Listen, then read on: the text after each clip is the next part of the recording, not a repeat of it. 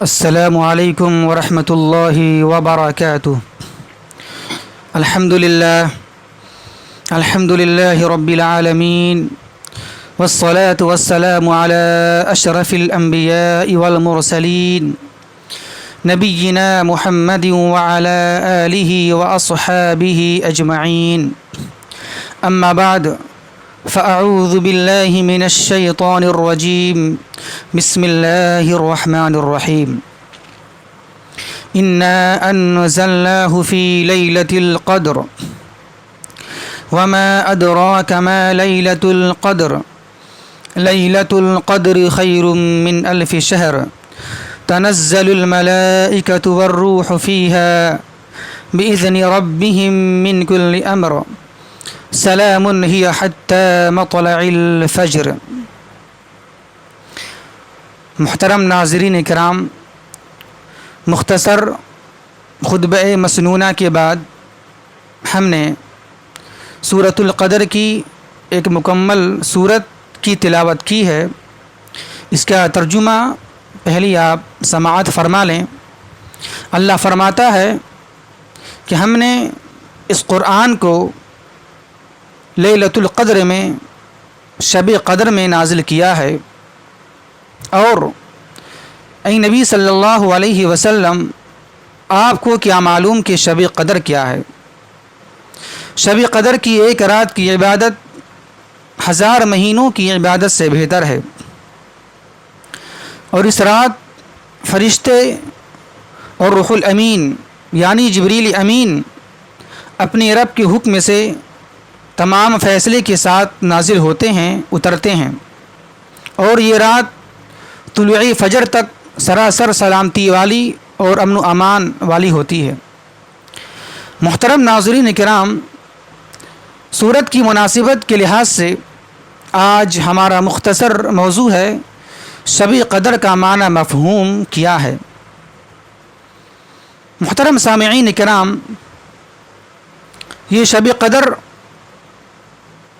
اللہ تبارک و تعالی کی طرف سے اس امت محمدیہ کے لیے ایک بہت بڑا عظیم الشان تحفہ اور ایک گراں قدر عطیہ ہے، جو اس امت سے پہلے کسی امت کو نہیں دیا گیا ہے۔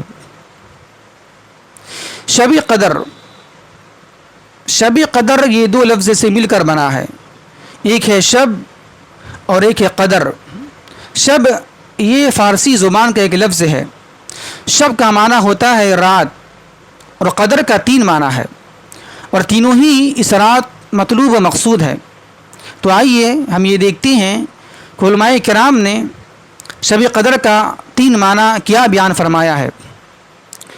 شب قدر کا ایک معنی ہوتا ہے افضل، فضیلت، بزرگی، یعنی یہ رات باقی ساری راتوں کے لحاظ سے عظیم الشان ہے، افضل ہے۔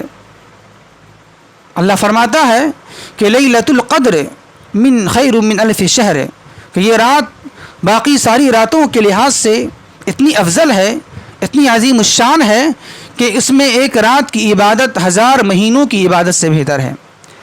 تو اس سے معلوم یہ ہوا کہ قدر کا ایک معنی ہوتا ہے عظمت و فضیلت والی رات، بزرگی والی رات، اور ایک قدر کا معنی ہے فیصلہ، یعنی یہ اس رات کو فیصلہ بھی کیا جاتا ہے۔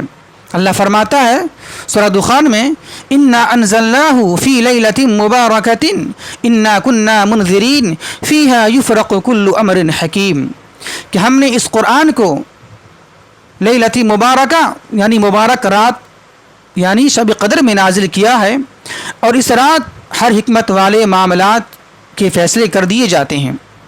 یعنی ایک معنی ہے قدر کا معنی ہے فیصلہ، فیصلی والی رات، یعنی اس رات کو اللہ تبارک و تعالی زندگی کے وسائل، موت و حیات کے تعلق سے، روزی روٹی کے تعلق سے اللہ تبارک و تعالی فیصلہ کر دیتا ہے کہ موت کسی آنے والی ہے، کسی صحت ملنے والی ہے، کسی زندگی ملنے والی ہے، کسی بادشاہی ملنے والی ہے، کسی غریبی ملنے والی ہے، کون آسمان سے نیچے گرنے والا ہے، کون زمین سے بلندی پر پہنچنے والا ہے۔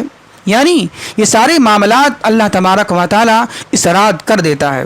تو ہمیں چاہیے کہ یہ رات اس لحاظ سے بہت ہی عظیم الشان اور بہت ہی افضل ہے. تو ہمیں چاہیے کہ ہم اس رات تقدیر کے بگاڑ سے محفوظ رہنے کی دعا کریں اور تقدیر کے خیر و بھلائی کے لیے اللہ سے دعا مانگیں. اور خصوصی دعا اللہ کے نبی صلی اللہ علیہ وسلم نے سکھائی ہے, اللہم انک عفو تحب العفو فاعف عنی. اے اللہ تو سراپا معاف کرنے والا ہے, پس تو مجھے معاف کر دے. تحب العفو, تو معافی کو پسند بھی فرماتا ہے, پس تو مجھے معاف کر دے, میرے گناہوں کو درگزر کر دے. خصوصیت کے ساتھ یہ دعا مانگنی چاہیے اور خصوصیت کے ساتھ تقدیر کے بگاڑ سے محفوظ رہنے کی دعا مانگنی چاہیے اور تقدیر کے خیر و بھلائی کے لیے دعا مانگنی چاہیے. اور قدر کا معنی ہوتا ہے تنگی والی رات, یعنی یہ رات تنگی والی رات ہے. کیا مطلب؟ اس کا مطلب یہ ہے کہ اس رات میں فرشتے اور روح الامین اتنی کثرت سے نازل ہوتے ہیں کہ پوری زمین بھر جاتی ہے. اللہ فرماتا ہے تنزل الملائکۃ والروح فیہا باذن ربہم من کل امر, کہ اس رات فرشتے اور روح الامین اپنے رب کے حکم سے سارے معاملات کو لے کر نازل ہوتے ہیں.